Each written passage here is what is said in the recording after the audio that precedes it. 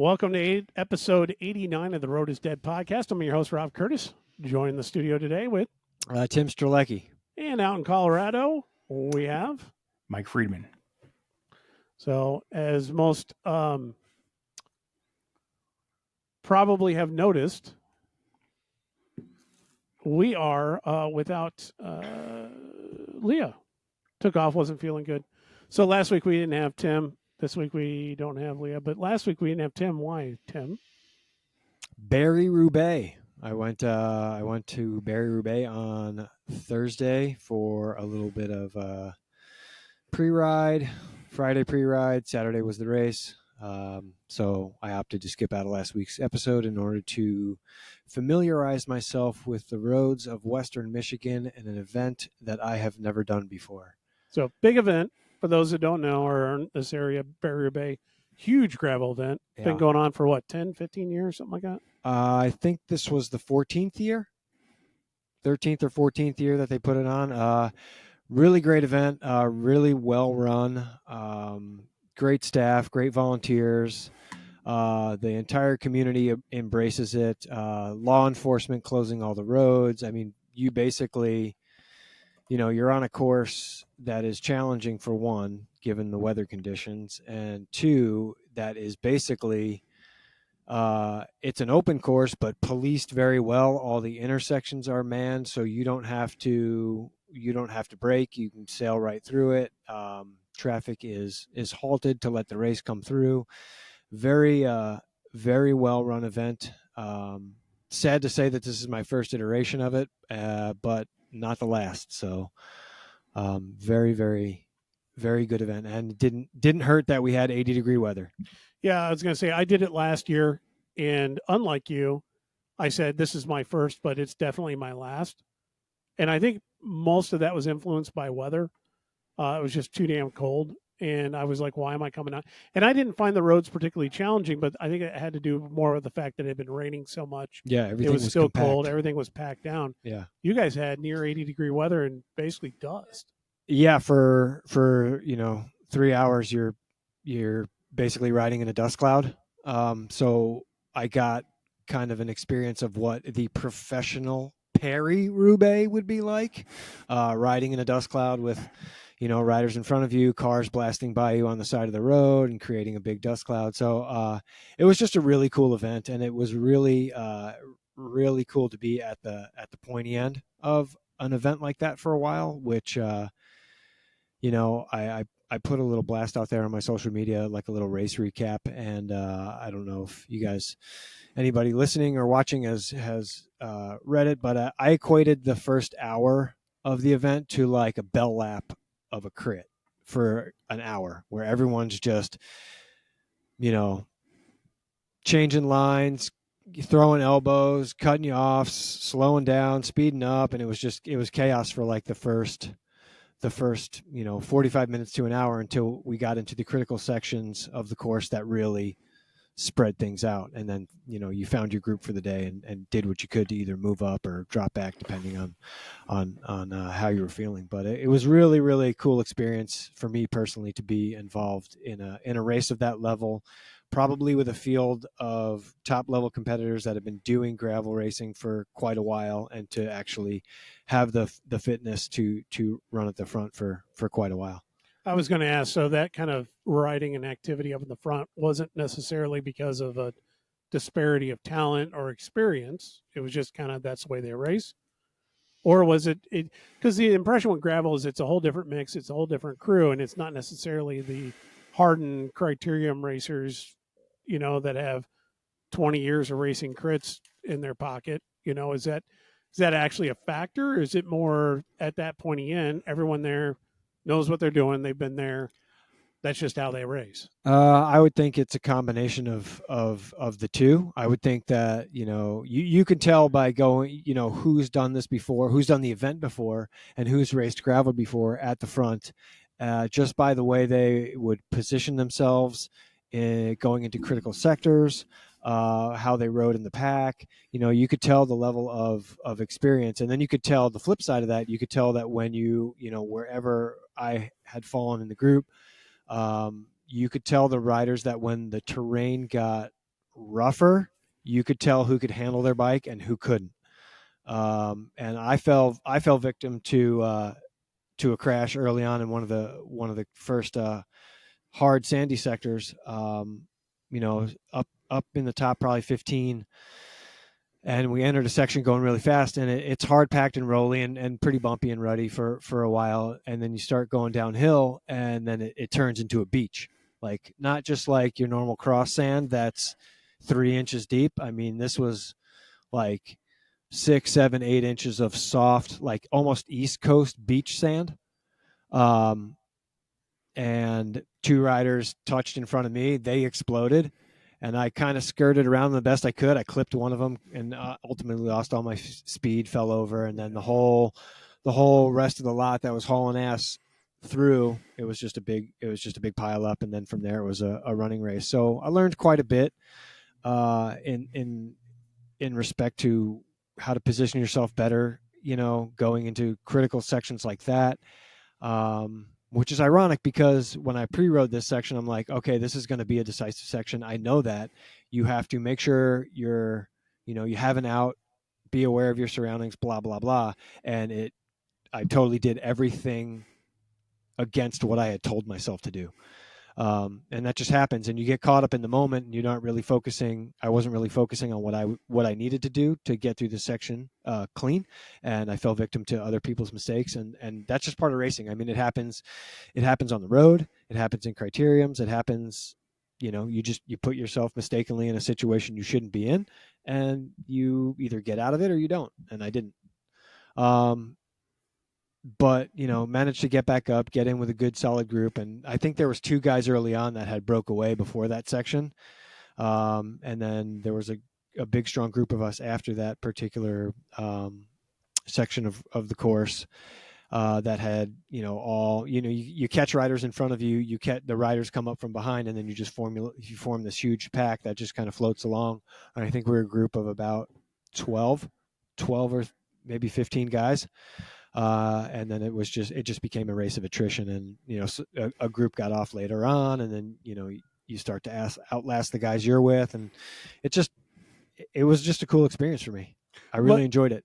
Getting towards the end of your route, though, you start to kind of get integrated in other ways of the shorter racers. Yes. And I have now, obviously I do these as rides, so I don't think about racing them. Uh-huh. But how is that changing your perception of what's actually going on? How much of the fog of war does it add to everything? I mean, you really don't know. You start to see bodies everywhere, and you have no idea. Well, you can tell. I mean, who's in your field? Yeah, but it's got to add to some of the confusion.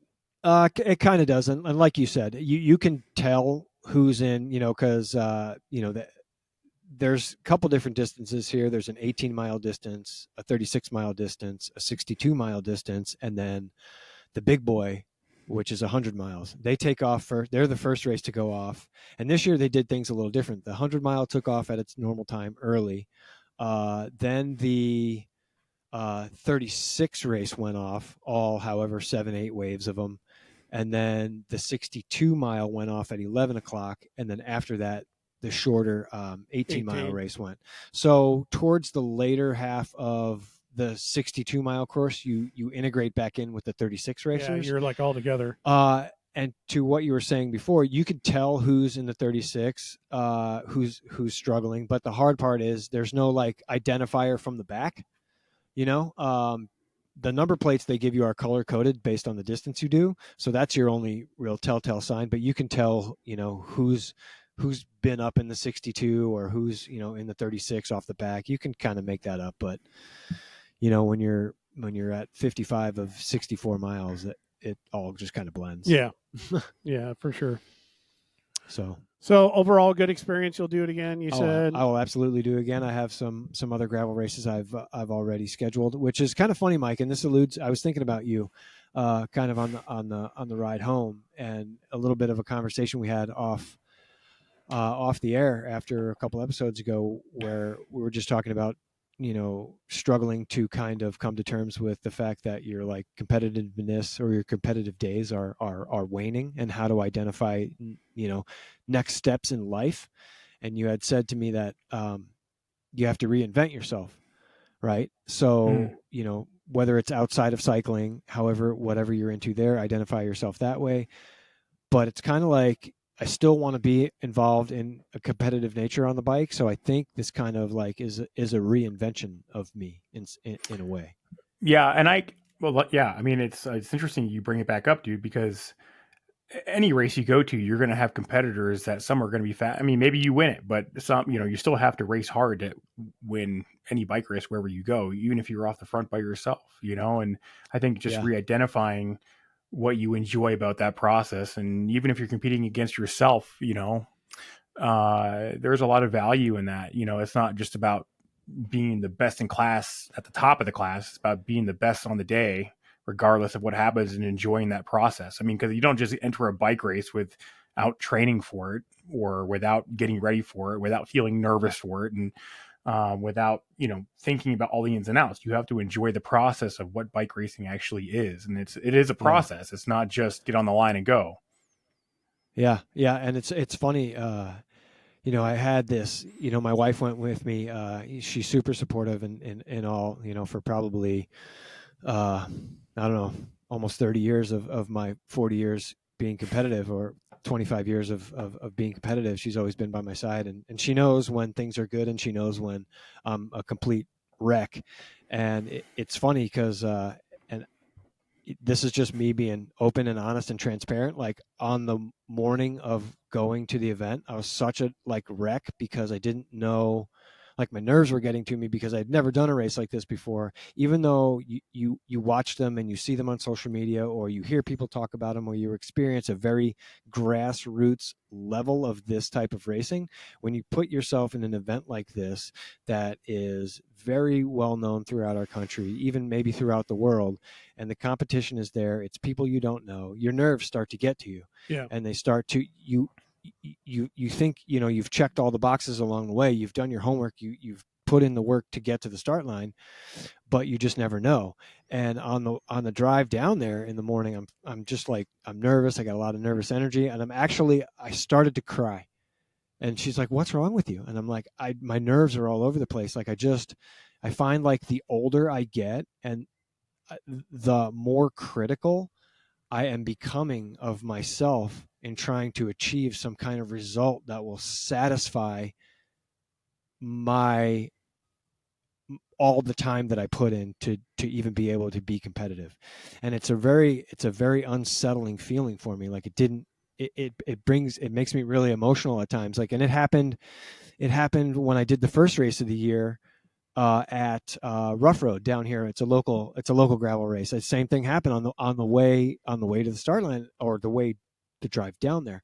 I started to just well up and start to cry because I was just I don't want to feel like this anymore. I don't want to feel all this goddamn pressure that I'm putting on myself.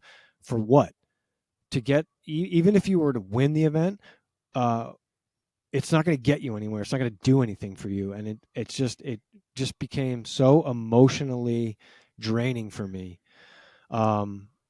that I was like, I don't know if I even want to continue to do this anymore. And she's like, just calm down. Everything will be fine. And it's like the thing, you have all this nervous energy when you're on the start line, and then the whistle goes off and it's like, everything changes. Okay. Yeah. Race mode, engage. And then it all goes away. But it's the process of, getting a good night's sleep, not worrying about things, and trying to be able to shed all of that nervous energy and all the questions that you're bringing to yourself while you're trying to do something different and new and trying to enjoy it.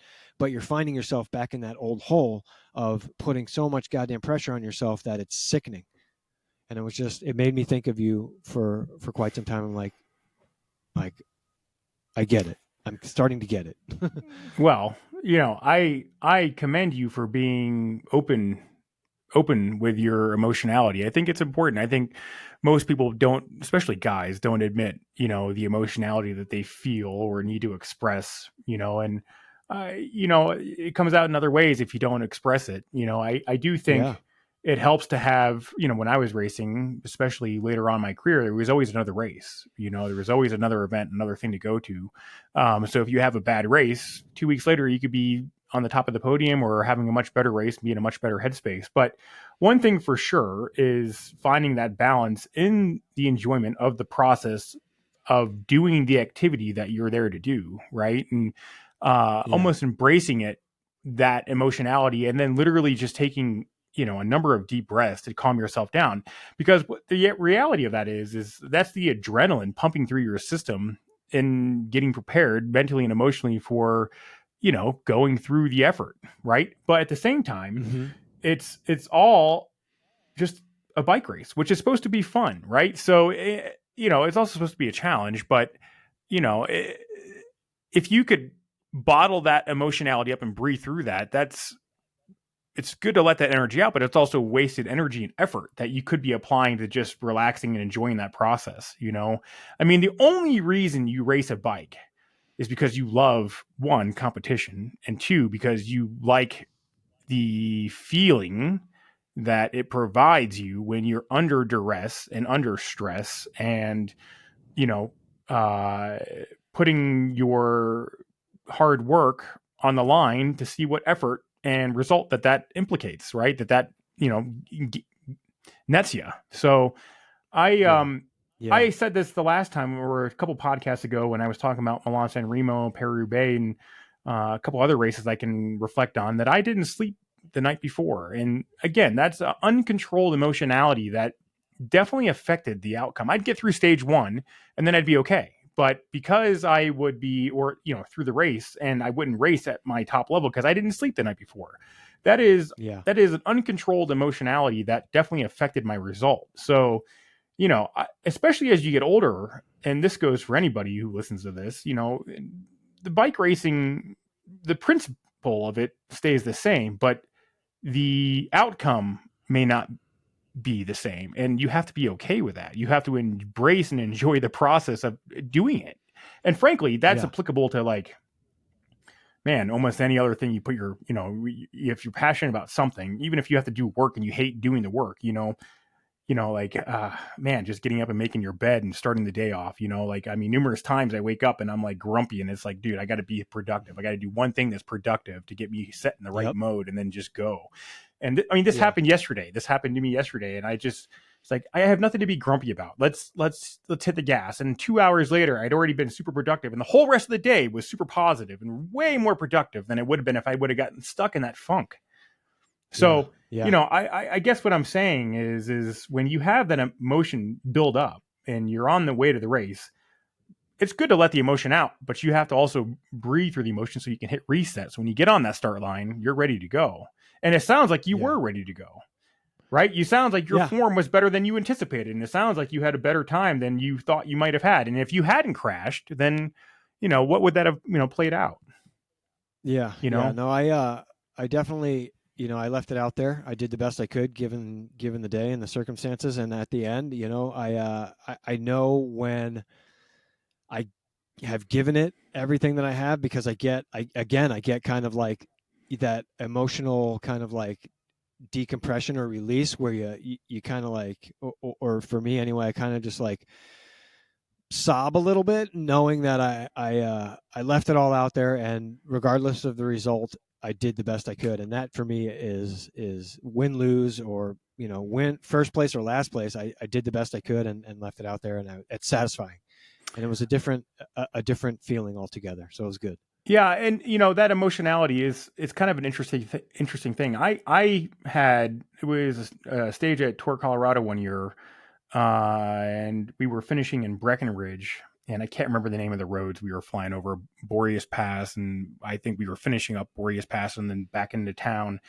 And the only sprinter left was Sagan and me, right? I was climbing really well that year. I dropped a whole bunch of weight, and like I'd focused on training slow and burning fat. And man, I got popped at just within 200 meters of the top of Boreas Pass before dropping back down to sprint for, the stage win. And man, I was emotional after that, because I knew the amount of effort that I had taken to train to be at that level, even to be at that race result. And honestly, my professional career was like, it started off with one result. So one result can make a big difference. I will race my bike again. I raced earlier this year. I would like to race again. I'm fit enough to race again. But the but my approach is also very different now. My mindset has changed towards it. I still get nervous, and I think I said this on another podcast. Every single time I pinned a number on, my armpits would be dripping sweat, which is crazy because that is simply the adrenaline, my body preparing itself to do battle. Yeah. You know, which I came to really respect, honestly, because there's nothing else going on. It's just time and the approach and then the emotionality that's going towards that. So just to feel the coursing of that endorphin, you know, building, and then, you know, to that's a crazy thing. I mean, dripping sweat. Yeah. You know, I mean, I sweat to begin with, but yeah. Yeah. No. I don't want to like step on either one of these because I mean I obviously bring a different perspective to it. I've never really had success in any of this, but there's some very distinct moments, like kind of what you were saying, Tim, where you're just kind of like that realization that you're like, you know, what if it doesn't, and why am I doing this, and all this effort, and it just when you were talking about it, I thought about showing up the first time I showed up and I threw a leg over and started a race in Louisville, and I made it a quarter of the way into the lap, or maybe one lap, a lap and a half or something, and I came to a stark realization while I was doing it, and it was not just I shouldn't be out here, but it was this weird level of I'm disrespecting everyone who's out here. Ugh. Like I shouldn't be on the course. It's disgusting for me to think that I have no business being out here. And I pulled off and left the course. And just that feeling was just it was horrible, but at the same time, it's the same feeling I've gotten off and on, and it's what got me into working on bikes, because I would do what I thought. I remember my first race, you know, getting dropped and going, it like having to walk sections because I had a problem with my bike and everything, but being like, why am I out here? You know, I mean, this is all great, but I'm not good at this. I'm great at working on it, and I enjoy the sport. I like being around it, but I'm no good at this. Why punish myself?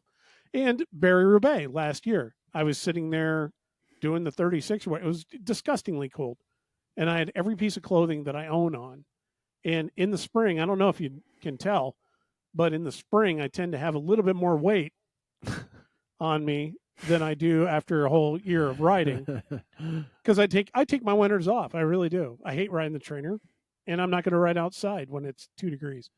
So when you've got a little extra weight on, and you're wearing every single piece of clothing that you have, and adding third and fourth layers and fifth layers because it really was that cold, and you're trying to breathe and actually ride at the same time, it just became a miserable experience. And I remember being out there going, I don't have anything to prove.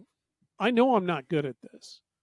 And okay, so I've ridden the roads. There's nothing particularly interesting. I'm not trying to set a record.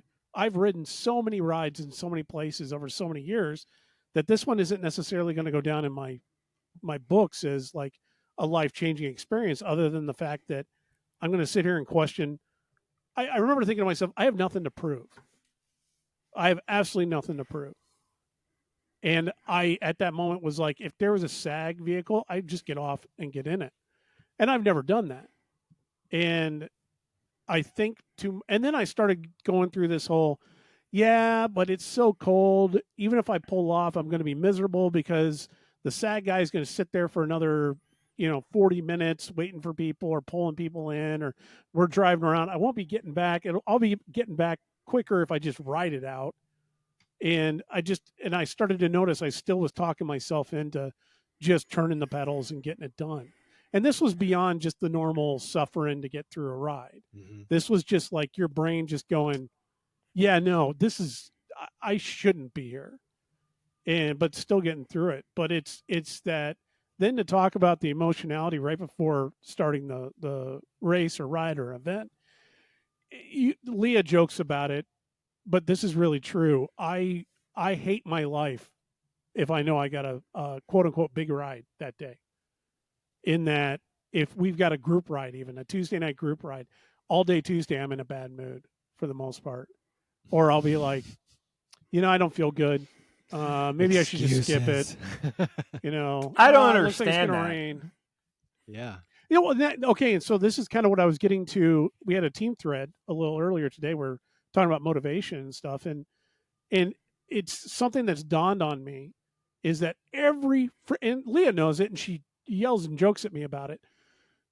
Every time I feel that way, inevitably, if I get myself through that and just get to the venue, get the gear on, everything that stands in the way, like barrier-wise of doing it, if I eliminate that or get through those barriers and actually throw my leg over the bike and start taking pedal strokes, all that changes.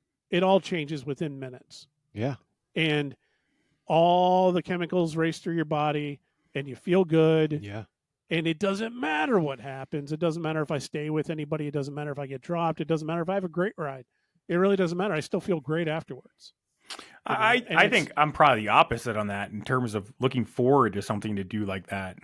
I mean, I don't. I can understand that, but you've had good success with it. No, but even if I would, I mean, okay, being out of shape, if you're out of shape and suffering through the group ride, if you're going to expect to get dropped halfway through it or even before that, that's, I can see how that would be, annoying. But how about barely ever making it through the group ride, even when you're in great shape, and then knowing in the back of your head, not only is that the best of times, I'm at the worst of times. This is just going to be a shit fest. And, there's been plenty of people that, they come by the shop or they like the culture of everything and they want to get involved and they come out. I'm the guy on the group ride, I'm not selling anything. It's got to be other people on the group ride. Rob, we got to work on your mindset, dude. We got to work on your mindset. I enjoy it though, but okay, so I agree, Mike. I agree. I've been spending way more time getting back in love with the bike and spending time riding. This is also coming up because we have a group. We have our freaking camp or whatever that we're leaving for tomorrow. Okay, I got to ride 30 miles on Friday, 70 on Saturday, and another 40 or 60 on Sunday. Stringing 3 days of riding together for me is one thing. Stringing 3 days of what I would consider to be like a good ride distance in 3 days, it's going to be a shit show. So I've got all that, and everyone's doing the whole, oh no, it's just a camp, we'll ride with you. No, they're not going to ride with me. I know I'm not. Well, they shouldn't have to ride with you either. They shouldn't have to ride with you. I don't want them to. Everybody should maximize what people always want to they want to be nice. And they want to be like, what? It's inclusive, and we'll ride. No, don't. There's a time and a place during the ride. There's a time and a place. There's a time and a place during the ride to be respectful, but there's also a time and a place during the group ride where everyone needs to get the benefit. Look, you don't have to train full gas all the time, right? You can actually go out and literally crystal crank it. That's what Brad Huff calls it, crystal cranking, where you're barely pedaling 200 watts and you're still getting huge benefit just by getting your heart rate moving and just pedaling around, but there is definitely a lot of benefit for doing the group rides and going hard, but yeah, they don't necessarily need to be nice and stay with you the whole ride, no matter how inclusive it is. Right. I mean, and I know they won't, but it's that whole mind game beforehand of it's kind of like, I don't know, Mike, if you've ever experienced this, but if you say, knew that you were going to go out on a date with somebody that you were dating and you knew it was going to be in like 2-3 days and they're sending you messages and they're talking about how this time's going to be different. It's going to be a lot of fun and you're going to do all these wonderful things that you never get a chance to do. And in the back of your head, this is on a date. in the back of your head, this would be a fun date.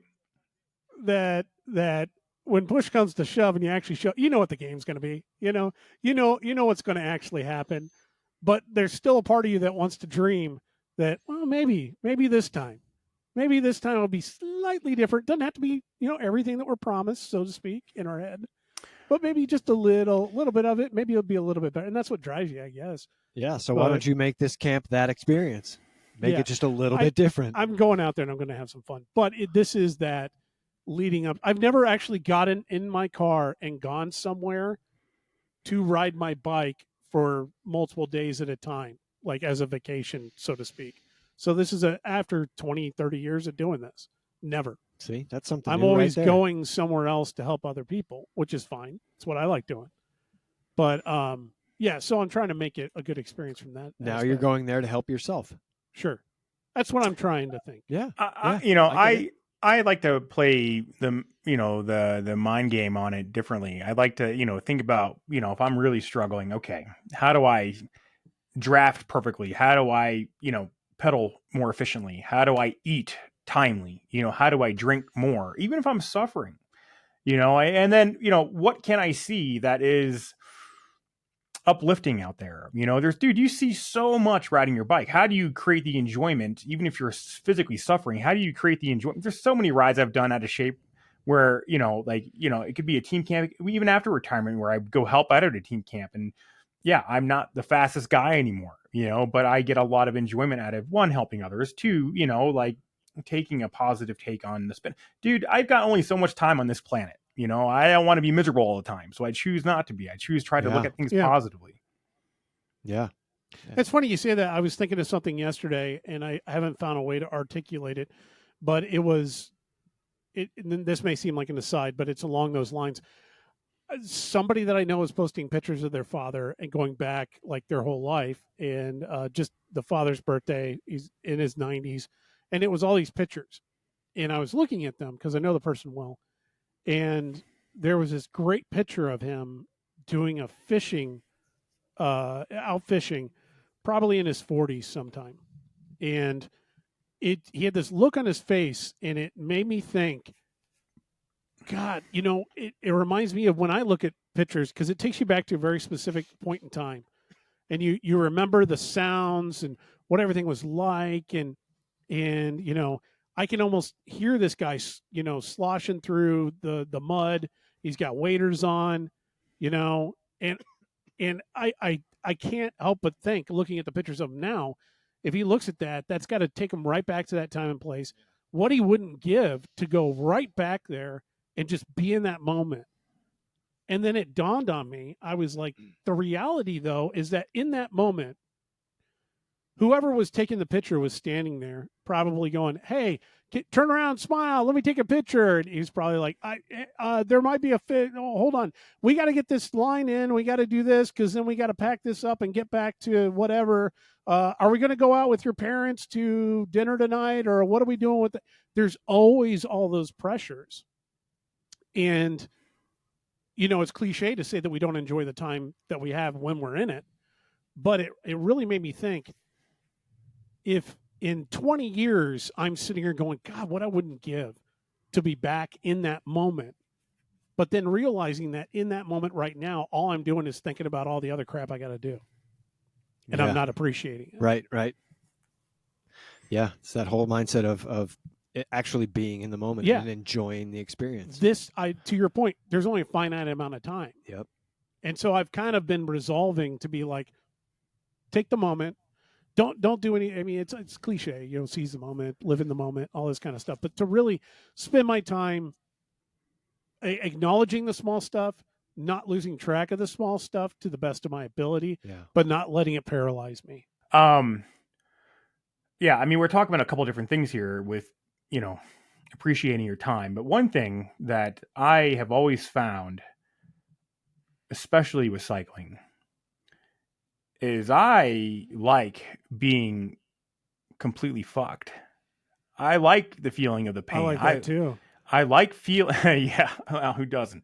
But I like the feeling of the fatigue. I like the feeling knowing that I was productive and did the work. I like knowing how far I push my body, and I like knowing that I get better with training, and I like, I understand what it feels like to be completely out of shape, and and suffering through a ride. I also understand what it feels like to be completely screwed after being in shape and training or racing hard. I also understand what it feels like to have a really, really bad day and be dropped out of something that is like world championships, where you prepare everything, you show up with the best equipment and you shit the bed, and I don't like that so much. I mean, when you're riding 50K by yourself at the World Championships because you got dropped in the first 5K and you have your whole staff behind you, the team bosses and team directors behind you watching this happen, and you're letting your team down. That's a pretty terrible feeling. That being said, cycling is maybe the only sport. I'm not going to say the only sport, but I'm going to say one of the few sports where you have to pick yourself up and reset. Sometimes in the race and sometimes after the race. You have to just get up and go again. You have to fail and get up and go again. What's going to happen? You can't just sit around and wait for it to come. You have to work for it, and you have to reset your mind. The mindset is the most key factor in all of it. Otherwise, you're constantly defeated all the time. It's hard. Racing a bike is hard. Training can be hard. I no longer train to race. I train because I know it's good for me. And I know that I want to be able to go to those group rides and smash. I want to be able to go home and ride with my brother and smash and show him who's boss, even though he was showing me he was boss. My approach. Try riding with Joel. Well, I'd smash Joel right now. He's got a new important job now. Anyways. But my brother David, I was impressed with him. I was proud of him. I mean, I'm excited for the race scene back in Pittsburgh to watch and see where he goes. He just rode down to, did 140 miles yesterday, and he's doing another 140 miles today. He's riding down to the family vacation, and I admire that. I wish I was there with him. That's awesome. Yeah, it is pretty cool. My dad would be proud. Every single person's time is limited. You only have so much time. You never know when your time is up. I mean, with the blood clots I had a few years ago, cutting out a saddle sore and you get hit by a car, you get shot or whatever. I don't fucking know. Yeah. But, I mean, you got to learn and embrace every single day. And when you're grumpy or in a bad day or moody, you got to hit reset. You got to figure out how to dig yourself out of that right away. Yeah. Like, what is it? And one thing I've been doing that I found to be productive is when I've had these like, especially with the kids camps that I'm running. Like, we had a spring break camps and it was snowing here. It's Colorado. And, I started trying to be thankful for things. Just change the mindset in the moment. I'm thankful for this truck. I'm thankful for this shovel. I'm thankful for my dog. I'm thankful for whatever it is, and that alone, that by itself was enough to change my mindset. I'm thankful for this radio station. I'm thankful for this tune. Whatever it is. Yeah. Yeah. I've used some of that before myself. It's a pretty powerful thing. It's literally the way you think. It actually is. Like you think it's tacky on the surface, and then you actually like give it a try. And it changes, and you're like, "Holy shit, it works!" It really works. The tacky on the surface part, I get. You and I are roughly the same age, similar age. Yeah. Was it just me, or did you have a lot of hippies as teachers in the 70s and 80s when we were really young? I never really paid attention to that. Day camps and I never went to a grade day school and stuff. Wasn't that the style? I mean, it was the era, and they were real hippies that just kind of got a little bit older and more teaching. And so I had this like cheese-o-meter running in the background. Where if anybody was like, oh, embrace the moment, or, really step back and be thankful for everything. To me, it was just like, okay, all right, somebody let the hippie talk. Okay. Well, it is hard to do. It is hard to do. I'm appreciating it more and recognizing it more now. I mean, hell, I'm a father. I'm almost 50. I've got so much time left. I'm trying to start appreciating what I do actually have. And of course, you never appreciate what you got when you got it. So, back then, of course, I didn't appreciate the fact that I'm not always going to be able to run like this. I'm not always going to be able to get up this quickly, Yeah, you never realize it until it's like upon you, and then you're like, maybe I should have taken a little bit more, or paid a little bit more of attention to this, or taken this advice when I was younger, or had this experience or that experience. You don't realize these things until, I won't say it's too late, but it's a little bit more meaningful to you as you get older versus when you're a kid and you have your mindset on other things. That's why with the cheesy thing. That's sorry. I didn't mean that's fine. It is cheesy because it is easy to say, oh, just change your mindset, be positive, be thankful. Live in the moment. That is hard to do if you have a lot of shit going on in your life. So that brings me to another point, because you can control a lot of other things in your life. Like, I don't function very well when I have a lot of to-dos, when I have a lot of things coming up, a lot of deadlines on various projects I'm working on, or various stresses. I don't do well when I have a pile of laundry at the bottom of my bed, and taxes due, and kids camps coming up. And, you know, I mean, I can give you an endless list of things, but the things that I can control are all those things, right? I can fold the laundry. I can make sure my stuff is organized. I can, you know, these little things. And even when I was racing, my bag would be folded and neat. I like my stuff organized. I didn't like chaos. Like, that chaos disrupts the positive mindset. If all you have to do is focus on the positive mindset and everything else is in control, it is way easier to be positive in the moment when things are under control. That's what I found. I mean, I have ADHD. I have had it my whole life. It is a pro and a con. It's a blessing and a curse. I look at it as a mutant, genetic gift, but also it can be very hard. It's been, you know, it's affected me in different ways, and I've learned how to use it and utilize it. But I also know, especially as I've learned more about it, that it's been detrimental. And I think that racing, especially racing and training, definitely abated some of the symptoms, a lot of the symptoms, because I was fatigued often, right?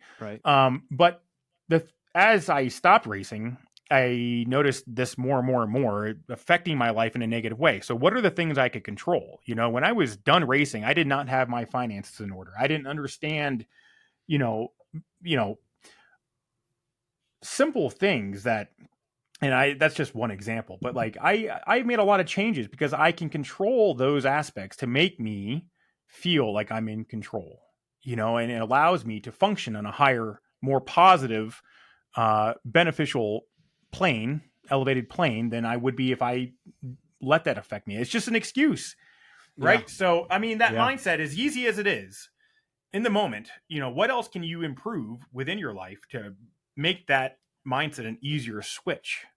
And when it is cheesy, while it is cheesy, you know, like, it also is very practical and useful, and it does work. It is practice. You got to practice to do it. It takes time to get good at anything you do. And you have to persevere. In Pedaling Minds, we have the 3 Ps, and you could call it the 4 Ps, but it's practice, patience, perseverance, and the 4th P would be pedal, right? And this is something I repeat to my kids all the time. To get good at anything takes practice, but practice takes time, right? You have to practice to get good at anything. And that, because that takes time, it is hard to do. You're going to fall, and you're going to have to get back up. You're going to have to persevere, and you're going to have to figure it out, because you can't just sit there on the ground and get frustrated. And you know, it's a process. And I apply that to pretty much all aspects in how I live my life. I mean, it's just a mindset. It's literally here and here. You know, that's what that is. Yeah. That's that heart back there. And that's, you know, amongst other things, you know, I apply it to the art that I do. I apply it to Pedaling Minds. I apply it to my personal well-being. You know, I apply it to when I'm riding. Yeah. That's interesting. Yeah. You say ADD. So were you ever formally diagnosed? Yeah. Back in the day. I just was always against it. I was always a guy who was anti-taking any medication, any kind of anything, you know. But the reason why I'm saying that is in today's, social media era, there are so many, but there are so many reels and everything else. I that explain a lot of ADD symptoms and kind of how they manifest. And it's like sitting there watching my life in reels, and I've never once considered myself to be ADD. And as I'm getting, and then we're achieving some issues, you know, with at least one of our kids, and having to confront some things, and it's kind of like that explains a lot of stuff on his side. And there's some certain traits that I have that definitely make all the buzzers go off for me. And you hit on some of them. It's the 8 billion things, you know, collapsing on you to the point where instead of just getting up and doing them, and knowing that you can easily do them and achieve them. It's the analysis paralysis, not starting Overwhelmed. because everything is so big Mm-hmm. and there's so many things. That'll get you in trouble. I mean, how dirty does this shop get? You know, Excessive. and it's because I know I can clean it. I know I need to clean it. I want to clean it. I would love to have a perfectly spotless place, and it's not that hard. It's that, not starting. The anxiety of doing the deed. Yeah, it makes it just self-perpetuating. Not starting the ride. It's the same thing for me, and it Yeah. just hits all those things. Yeah. But to your point, yeah, it's the occupying the mind and then being too tired afterwards. It's all the same enjoyments that I get from riding because it does the same thing to my brain. It calms it, it soothes it, it occupies it, it changes it chemically to the point where things make sense and things are normal. How And much- I just do things. How much sleep do you get at night, Rob? It varies. I get more than most people think. But there were eras where I was very proud about how little sleep I got. I would stay up till 3 a.m., 4 a.m., and then get up, go to work at 8, 9. Anymore, it varies. I for a long time I was going to bed at 10, 11 and waking up at 7. But I'm at this weird point with my age now where I can no longer just sleep forever if I wanted to. Even if I could, my body wakes up at 6:40, half an hour before my alarm goes off. That late? Then, yeah, well, I'm a night person. I'm You not are. a morning person. I'm a Yeah, night person. yeah. And I get in this productive mode at night and I can keep going and keep going and keep going and keep going. And I can't even conceive of me being tired in the morning. It just doesn't, how could I be? I'm so productive. I'm getting everything done. Morning's going to be great. I'm just going to get up and get this done. And then in the morning, it's like getting hit by a truck and it's impossible to get going. And then it takes me all day to get back up to that level of where I'm at. I've recognized it and I do it, but sorry, to answer your question, on a very short night, maybe 6 hours, but usually 7, 8, 9 hours in that range. Yeah, that's a pretty good amount. Yeah, the only reason I mentioned that is another area that I have. That lack of sleep can cause so much brain fog, and that overwhelm becomes overburdensome. And often, it's sometimes you just got to sleep and then hit reset and go again. And yeah. Anyways, it's kind of a tangent, but it's also just as important in terms of overall well-being and approach. Since that motorcycle accident, gentlemen, I had like 2.5 months in bed where I was really analyzing what I was doing and who I had become. And there's a lot of things I'm proud of. There's a lot of things that I realized I could continuously improve, or take more control over. And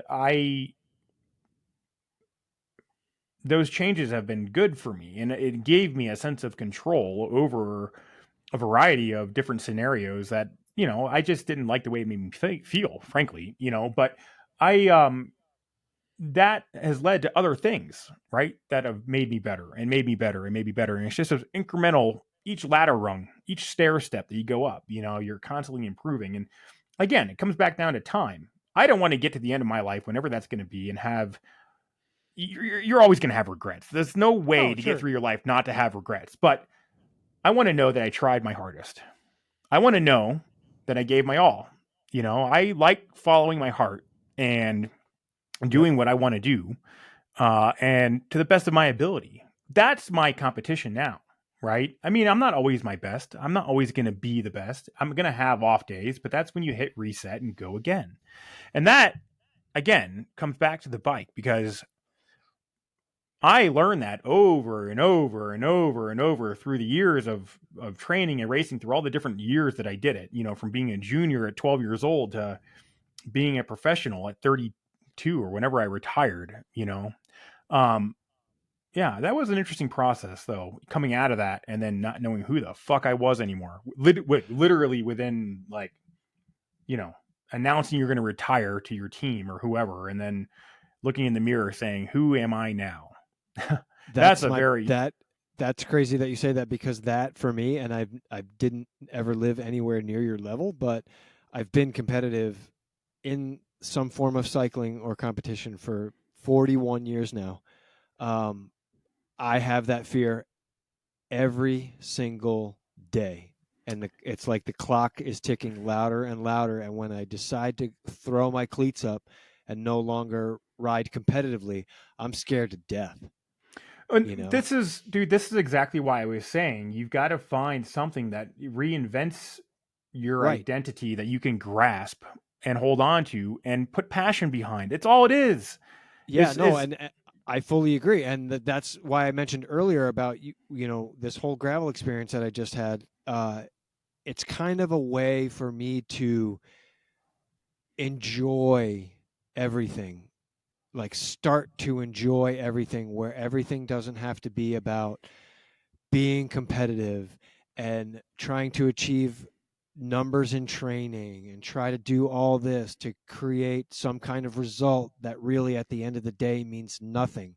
Whereas if I just enjoyed my time on the bike and good, you know, good or bad, stayed in the moment and really took it for what it was, I could continue on and still be not competitive, but I can enjoy the bike without going, you know what?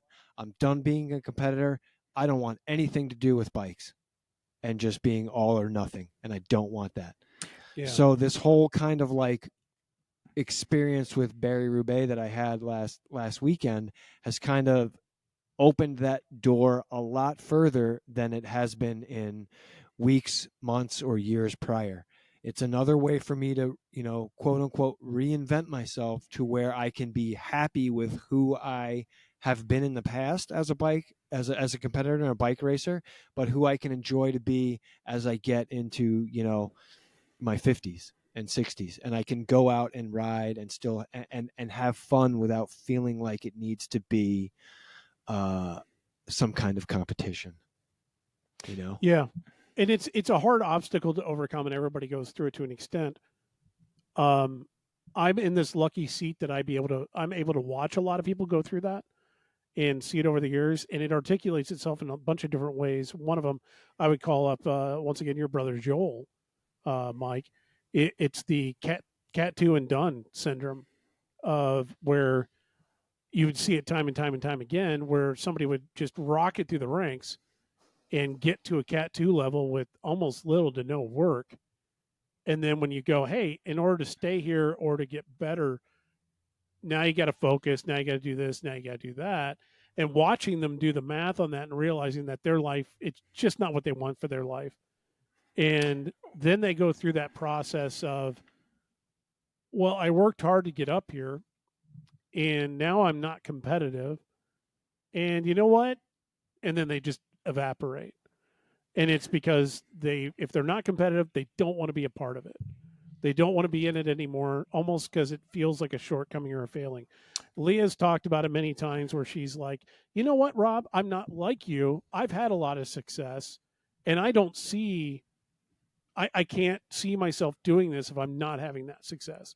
And she's fought over years to get to her place where I don't know that she necessarily fully embraces that. She still wants to be competitive.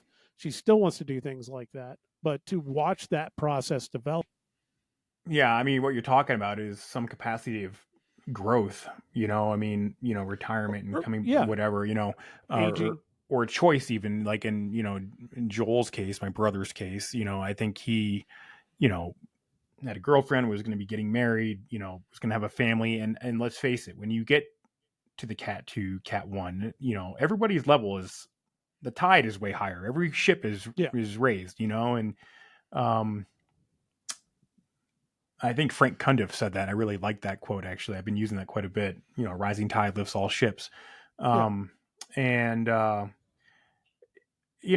there, to get better at that higher level, when everyone's at that higher level, does take quite a bit of effort. And I think people, and this is applicable to like every aspect, whenever you're going to be in business or run your own business, or like whatever it is that you're going to do, like that higher level takes that quite a bit of extra work to be that percentage difference better, Yep. and Yep. Not everybody's ready And- for that. Exactly. And not everybody wants to continue to do that or can Right. continue to do that. Right. And when they can't, and they have to turn it off slightly, it becomes such a huge, they consider themselves a failure in a way. And they don't want to confront that, in their eyes, failure. And they just kind of, that's the way I've always seen it. They get to the point where they're just like, I have had success, I've worked hard, and I have worked too hard to now be a failure at this. So I'm going to walk away. Yeah, that's a hard Those pill people- to swallow too. Yeah, but failure is where you grow the most. Right. If Failure's you can where dig out you of it, grow though, the most. if you Yeah, dig yeah. out of it, if you get stuck in that circle of I'm a failure, I'm a piece of shit, whatever you're going to say about yourself, or, you know, then you get stuck into that mindset. It's very easy. Once you quit, you continue to quit, you know? So it's either you can't just fail and then not apply it in other areas, you know, like it's not a 2 + 2 = 4 methodology. You know, it's like, you know, sometimes that's why they say the step back makes 2 steps forward, whatever bullshit you want to say. But, you know, it's like, that's the growth aspect of it. That's why, you know, I think, you know, again, going back to the cycling aspect of it, that is stuff that I learned from riding and racing a bicycle. You know, I mean, it just that helped me define not only my identity, but helped me define, you know, these attributes that I only really able to tap into once I took that time away to reflect and grow from. You know, what values do I have? What do I bring to the table? Who am I? What do I want to do? You know, what is my identity? Where am I going to go with this? How do I want to spend my time? What do I want to do with my time? You know, I don't own a TV for a very good reason. You know, I mean, I don't, you know, I already said I don't like social media. I have a love-hate relationship with it, but, you know, there's lots of ways to waste your time. There's lots of ways to utilize your time, you know, and absolutely. And every single time I've been grumpy and then gotten on my bike, I've come home being in a much better mood. Yeah. Yeah. Unless you crash or have a gives you that little bit of dopamine boost that Yeah. you that your body wants, and once you get it, And it clarifies the mind. The clouds part, and you're happy. Yeah. Happy again. It's taken me a long time to get to the point where I understand that is the relationship. That no matter what I feel and how much I don't want to do it, just doing it gets the result. So Rob, this weekend, go in with a super positive mindset, dude. Go in and have fun. And Tim, did you have fun at Barry Roubaix? Did you have fun? It was a blast. Like, you know, we touched on a little bit earlier about staying in the moment, you know, right before we had our little technical difficulties. But I was thinking about it when we were trying to restore everything. And, you know, this is just my opinion, and I'm going to give it to the audience here. I think gravel racing is very hard. I think if you're trying to be competitive and win the race or do as well as you possibly can, it's hard. The terrain is hard, the competition is hard, and what you're doing to your body is hard, right? So this experience at Barry Roubaix for me was all of that. You know, the leaders rode away, and I checked that box. Okay, that's fine. You're living here. Okay. And through it all, through the remaining miles, I was able to stay positive, stay in the moment with what's happening within the group I'm riding with, but also take time to enjoy roads that I've never ridden on. You know, really appreciate how bumpy and dry and dusty and all the potholes and just the different experience that this terrain gave me as a feeling, you know, not let alone all the support from the community that comes out of their house to cheer a bunch of, you know, thousands of people along the way and wish them well. You know, a guy playing drums next to a guy in a dinosaur costume that's, you know, doing dance moves. Like, that's pretty funny when it gets hard. And to be so focused on what you're doing and not take a second to look around and appreciate that and maybe smile and laugh as I did when I passed that, you know, threw him a little high five, a little wave, it totally boosts your spirits. And you could be going through a crappy time within the race, but you see something like that and it's like, you know what? They're here to support us. And why should I be pissed off? Why should I be in a bad mood just because I'm not up at the front? You know what? So what? that was pretty damn cool. And it was like that throughout the whole event. People were super supportive. And like I said, people came out, they cheered, and I just had a lot of these cool, like, in the moment experiences that made me fall in love with it more than I have been in love with the bike in years past.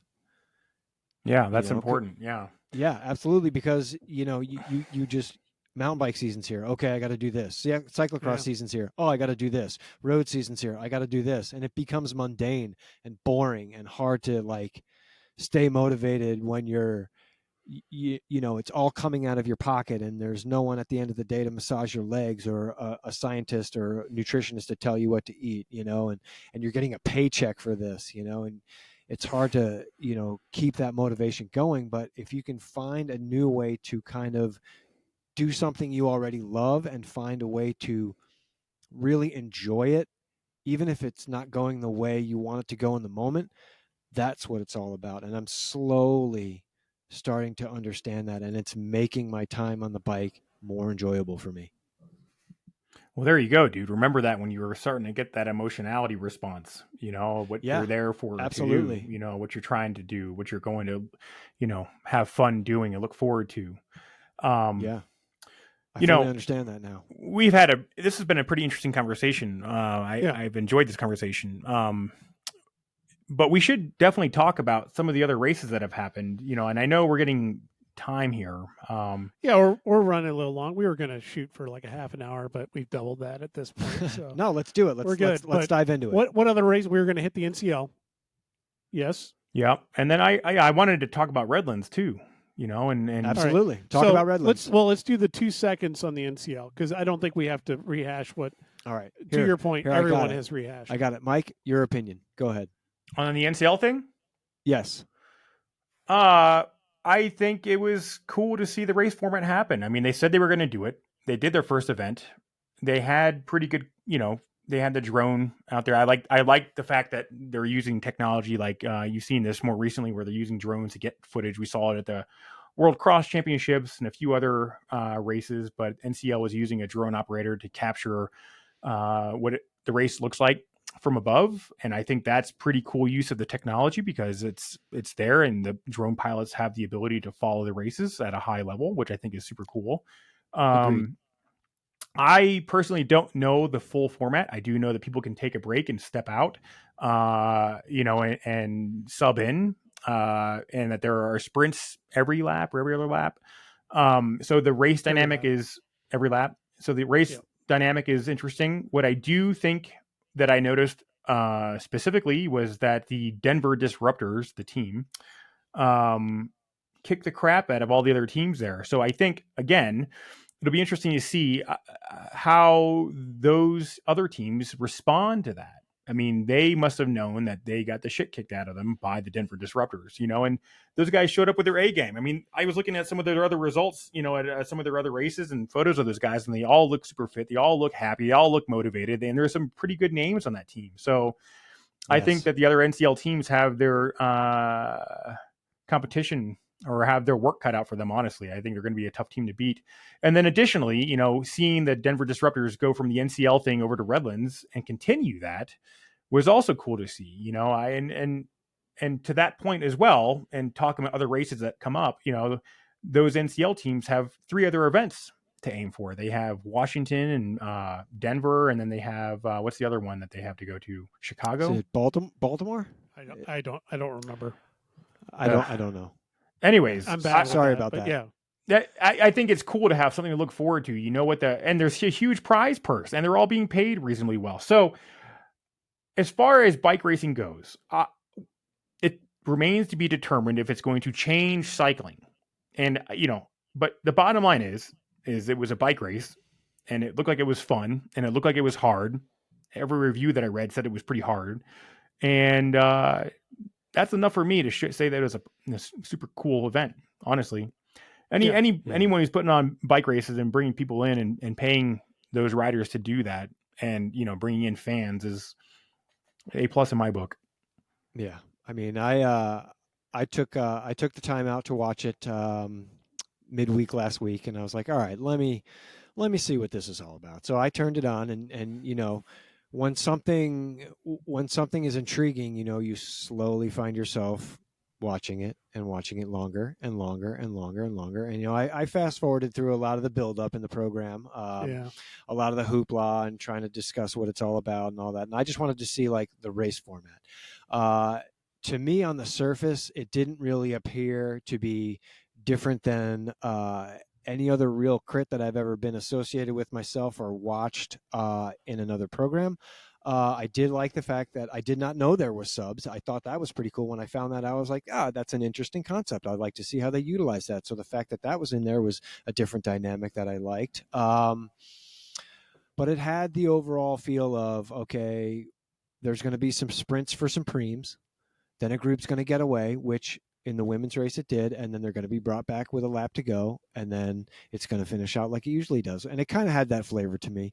And I watched through about half of the men's race. Similar feel, but much more competitive. But overall, like you said, Mike, I think it's a great thing that it's actually come to life. The first event went off. The results are what they were.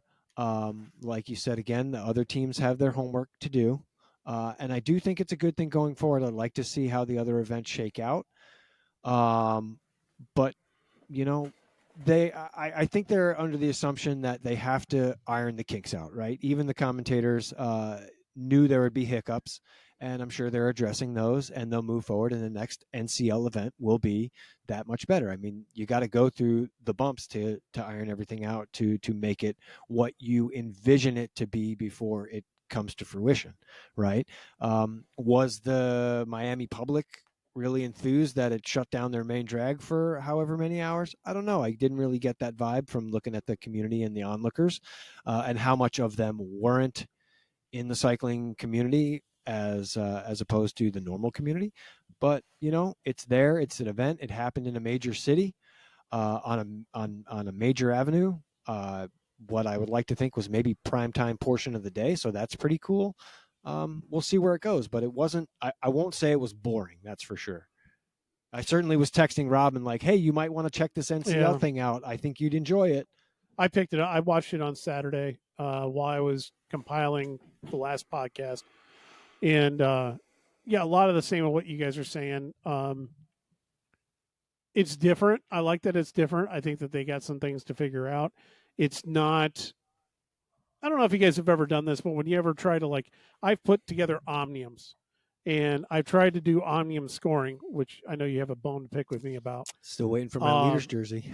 We got some back I'm here. Just kidding. Go on. Grab Go one on. of those. Go on. And you play games with scoring.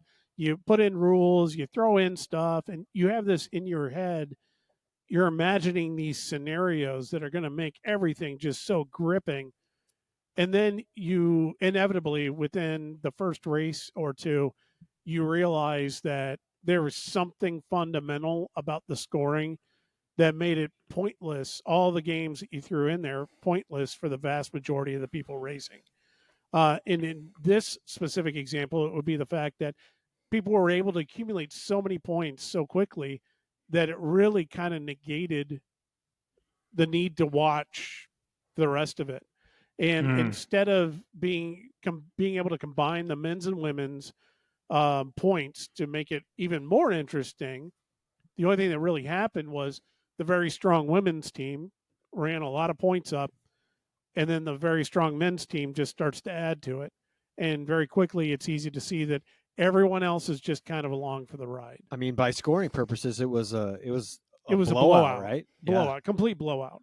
So it's the same. I don't think it's great to have a complete blowout. I think it should be more entertaining. Does that happen if you get more powerful teams with more strategy and tactics? I don't know that you can necessarily have more strategy and tactics because it was a sprint every lap. And those riders were just blowing themselves up every lap to grab points. No, there's $750,000 on the line. Yeah, well, and at some point, though, you got to look at that and go, if your team doesn't have people that can just blow themselves up every lap, you're just riding along, and That's you're the just thing. going to ride along. The depth of the other teams is not equal with what the disruptors have. Yeah. You know, there's Yeah. definitely some horsepower differences there. You know, and Is there something that they can do to make it more interesting? Maybe with the scoring, I think there is. They're going to have to figure it out over time. I think the ultimate is if they had a big breakaway with like 6 people, 8 people, then it would be like, you know what? Why are the other riders even on the field anymore? You know, it's almost like if they're not going to be able to drag them back and they go a half a lap up, like we've seen happen in crits nonstop, that's going to be the most boring NCL race I think that they could put on. Well, it was almost like that in the women's race. Almost. Yeah. It took a long time for that to develop. I do like that they are combining both men's and women's teams together. I you know, women's racing, it can be pretty exciting. You know, yeah, we can I would get into venture that. to say more exciting, but that's the way I've always been. I would agree. Yeah. Yeah, it depends on the races for sure and the depth of the field. But I think it's a really cool idea on how to incorporate both men's and women's racing, especially, you know, in the US, especially. You know, I mean, in Europe, it might be a little bit different. The racing scene is just different. Yeah, it'll be interesting to see, you know, what the end result will be if they get out of it what they were hoping to get out of it, you know. I think the big takeaways for everybody is the fact that they said it, they planned it, they did And it. they did it. Yeah, they did it. Yeah, they did it. I'll be honest. I'm looking forward to seeing how the next one goes. It's kind of interesting based on the fact that almost everybody in this industry or associated with the sport has just been like, yeah, we've heard this all before and whatever. It's happened. They've done it. They had teams. They had a race. You can poo-poo it all you want, but the fact is they wanted to do something different, and so far they have. Yeah, so, and let's face it, like the criteriums that I used to race in when we had, you know, UHC would just ride, at least the criteriums in the US. Yeah. You used to have teams, and which is now like what Legion does. It's just a textbook play, which is just go to the front and ride hard so no one can move up and pass and keep the speed so high that the race just stays together and sprint it out. It's boring. Yeah. It's the same thing. It's been done for years. I'm not set up. Exactly. I am not poo-pooing on the strategy because at the end of the day, you're trying to win the race, right? I mean, you're trying to get the prize purse. I understand the tactic, but it's not that exciting, especially for the fans when you're just going lap after lap after lap and it's the same dudes on the front and the same, you know, course of action. The same thing could be said for the Pro Tour. You know, you let the brake go up the road, they bring it back, and then there's a sprint. It doesn't always happen that way. You know, in fact, you know, the racing in Europe has been much more exciting this spring, and I've been watching quite a bit of it. It's been very exciting. It's been great. Yeah. Let's talk about Redlands for a second. You know, they had the 37th annual Redlands Cycling Classic. It's a race that I have raced a number of times, and you know, the structure changes. You know, they brought in, I can't remember the name of the stage, but they have the Oak Glen climb, which is a very long, pretty hard climb that really disrupts the overall standings. But man, one thing that I was blown away by and really impressed by was the field size that I saw racing. It was massive. Like just watching one of the videos on some of their social media feeds was just riders. And like, holy crap, dude, that's a huge field. That was cool to see. I enjoyed watching that. And then also I enjoyed watching Project Echelon tear it up. We had Frank Cundiff on here not that long ago, and it's good to see. And, you know, the yellow jersey changed shoulders from within that team. And, you know, talking to those guys over there, Eric Hill was telling me that Ricky Arnapol had to basically sell out his GC spot so that Tyler Seitz, who ended up winning the overall, ended up winning it because the team sold out. And that is effectively what makes a really, really good team, is that you have riders, regardless of where they are on GC, willing to sell out for their team. That is how you make a winning team. Wow. Finding guys that are willing to do that and can ride at that level. It was great to see Ricky grab third on the second stage. First, I can't remember. He was third. He was 13th a couple times. He was like, dude, he was up there like nonstop. He was like, yellow jersey one of the days. He, lost a little time in the time trial, and then Tyler, their teammate, ended up winning it, the time trial. And then it was like, okay, all hands on deck to maintain the yellow jersey. It doesn't matter whatever else's position is, These are the results that put your career in a trajectory that's upwards. Yeah. I texted that to Tim Special. I was like, hey, did you see where Ricky ended up? And he was like, yeah, he's doing the thing. Well, it's also, that's years of work. Ricky, he didn't start off that way. It's building over time, step, and most of those riders racing, at that level or over in Europe at that level, it's just time and improvement over time. I enjoyed watching. I would have liked to have seen a lot more coverage, especially for a U.S. race. There's not that many stage races left. Redlands is still going on, and I thought the coverage could have been a little bit better, coming from, media sources like Cycling News. But again, it's a resource thing. There was no streaming coverage of it, right? But that's a whole nother animal. There was, we don't know. That's a whole nother animal to take on. The whole streaming service is, that's a whole nother thing to consider and plan for and implement when you're already got 5 stages going on and closing the streets down, getting everyone there safely, closing the courses off. Think about everything that goes into running any race, let alone a stage race on public roads. I agree. I think that's definitely something that could benefit almost all races. But especially a race like Redlands, but I love the history. The town really gets behind it. I did talk to some people that lived there and they didn't even know the race was going on. So, that's a factor, in terms of marketing, but marketing is hard. It's really difficult to let people know what you're doing and when it's happening and getting in front of people's faces and eyes and ears, so. So, hey, speaking of marketing, so let's take a minute. What's your marketing? How are you going to get in front of people with their eyes and ears when it comes to pedaling minds? Take 5 seconds. No, we've talked about this before. We're still going to do it. I'm going to talk about chamois cream. Yeah, let's pass on it for now. I'm not in the mindset to go into it right now. Check out pedalingminds.org. Make a donation. I'll ask. Well,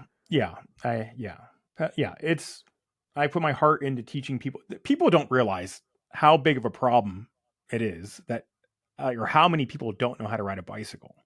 It is a unrecognized problem. And I have devoted my life so far, since I retired, to teaching people how to do that. And I am very proud of how many kids I have taught personally how to ride a bicycle and improve their safety and control by teaching them how to control and drive their bicycle. And that goes from kids to adults. So pedalingminds.org. Feel free to check it out. Very quick to back you up on that. I was called in to do an entrepreneur's day at my son's elementary school last week sometime. And as a part of talking to every kids group, we were in small groups with each kids and they were rotating around. I asked every one of them, because they would inevitably run out of questions. It was, how many of you have bikes?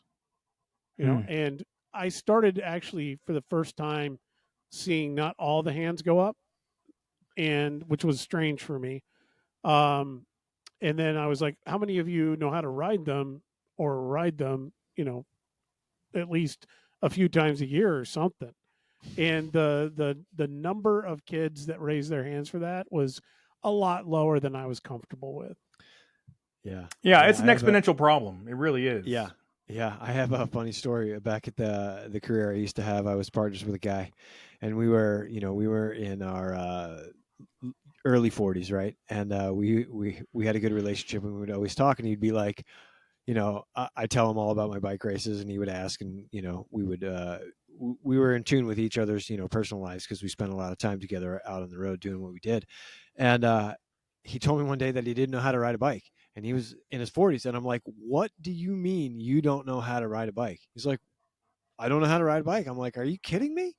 And he's like, no. And I'm like, what if you're, he had one daughter at the time. He's about to have another one. I'm like, what if your daughters want to learn how to ride a bike? Oh, they're not going to want to learn because I'm never going to introduce them to a bike. And I was like, what are you doing? And this guy was a semi-pro football player, and he's a big dude. And, he's a real stick and ball kind of guy, but he just shunned it off like it was no big deal. I'm like, dude, riding a bike is so much fun and so exhilarating. And what if your child just wants to do it? Are you going to call me up to try to teach your kid how to ride a bike? Nope. They're never going to want to learn. I laughed. So to your point, Mike, what you are doing is of value to society. 100%. Like I wish to God my kids were close enough that I could put them through your program, because I had the flip of they learned through me and now they're out racing and that's their exposure to a bike. They hate it. I mean, they know it, they can ride them, they will ride them, but they hate it. But now I'm getting this moody 17-year-old who is reflecting on life a little bit and starting to realize he's not always going to be at home. And he's finally starting to say things like, you know what, I would like to actually ride a bike with you again at some point. It's like, well, you got to make the effort, man. Yeah. I'm here. I'm riding. Yeah. I mean, this is a deeper conversation to get into, in terms of, you know, what the overall problems are, and where, things sit, and equally, what it means for as they get older, and other drivers who, I'd be curious, all the drivers who hate cyclists, if they actually have ridden a bicycle or we know how to ride a bicycle or what that, No, feels not like, since they were kids. Yeah. And how do you forget what it feels like? The biggest thing that we focus on is teaching control. The helmet is a super important aspect of riding a bicycle, but it is control, just like driving a car and wearing a seatbelt. It is a control that prevents the accident. The helmet and the seatbelt are just safety devices. And once you have that level of control, it opens up a whole world of experience and fun and feeling that, the kids didn't have. And I'm at a point now where I can literally look at you and, tell you very quickly, what steps you need to do in order to, like, where you are in the process of learning how to ride a bike. I can guarantee change. I've broken it down into steps, and we're working on some cool stuff on how to help other people, that aren't necessarily near me, because this is an exponential problem outside of just where I live. And if it exists in Boulder, Colorado, this is an exponential problem across the country, and so, yeah, it's definitely a labor of love. I'm not looking to get rich off this. That's not the goal. The goal is simply to help people. But it would be nice to pay all the bills all the time. So those of you listening, if you haven't done it, go out to pedalingminds.org, make a donation. It's a good program and a great cause. Well, I was just going to ask, are you hiring? Where do I send my resume? And do you have a 401k package? We're working on the 401k package. We are hiring. You can go working on a 401k. This isn't actually riding 401 kilometers, is it? Maybe this is my reinvention. No. These are all things. It's all about retention, man. You bring people into an organization like what we're working on with a nonprofit. Yeah. You train people up to understand what it is, how you're teaching, what you're teaching, where you do it, how to do it, so you can guarantee that quality of change. I am quality focused. I'm not quantity focused. You can't have equal quality across a level of quantity. The only way to improve the quantity is to improve the people that are working with you. And so that retention across a spectrum involves things like a 401k, involves a reasonable paycheck, involves different perks that you receive, and so all these things matter in terms of retention, and also at the bottom end of the day is enjoying the process of actually tangibly helping people, So check it out. Pedalingminds.org. All right. And I'm going to do my plug. Enzo's Buttonhole Chamois Cream.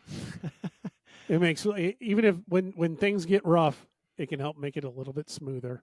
I like that. Right. Good job.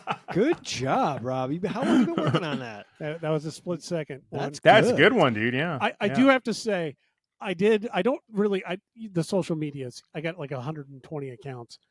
So I don't always hit all the business accounts all the time on all the platforms. And things happen, and I just don't see it until many moons have gone by. But last night I jumped on the Buttonhole Instagram account, and sure enough, it popped up on there that somebody had tagged me, the company, in a post. And I click on it, and it's this, it's a woman talking about what she's going to wear and get dressed in. I'm like, is this a bot post? Is this some weird spam thing or whatever? And she was putting together an outfit for the Taylor Swift concert. And I'm sitting there going, I am just lost. I have no idea why I was getting tagged in. And then at one point she stops and goes, and then of course you got to have thigh cream.